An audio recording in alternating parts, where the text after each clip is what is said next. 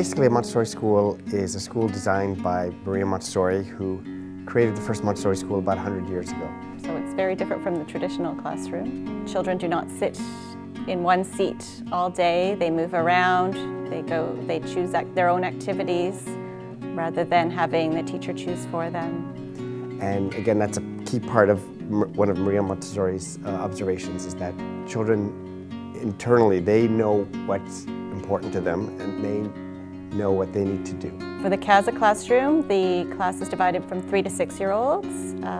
The lower elementary is 6 to 9-year-olds, and the upper elementary is 9 to 12-year-olds. And again, that works just beautifully because you have this age mix, and over the course of the 3 years in the classroom, the children kind of progress to become that older brother and sister, and they're kind of helping everyone out and becoming a real leader within the classroom. The teacher's not in charge. The teacher is a link to the classroom. We're a link to the environment and a link to the Montessori materials. We introduce the materials to the children. We call them lessons, but we're not the only ones.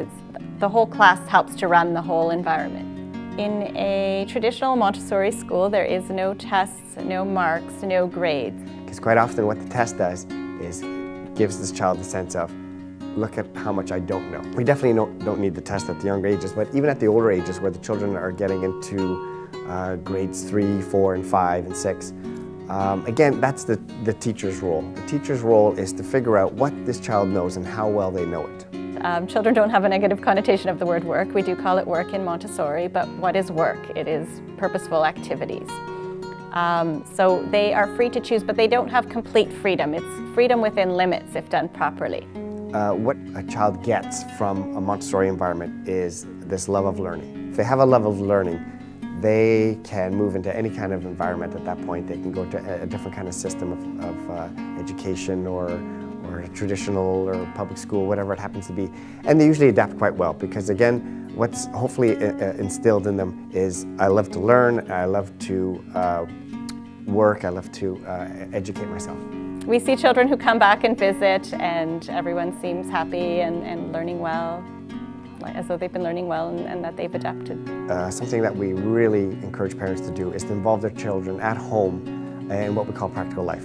Having the children see you handwriting shopping lists or writing things out so that they can see you doing these activities, then they will pick them up and know that that is real life living. To help build a child's self-esteem and self-confidence and to get them involved and feel good about themselves, they need to be involved. They need to feel a part of the family.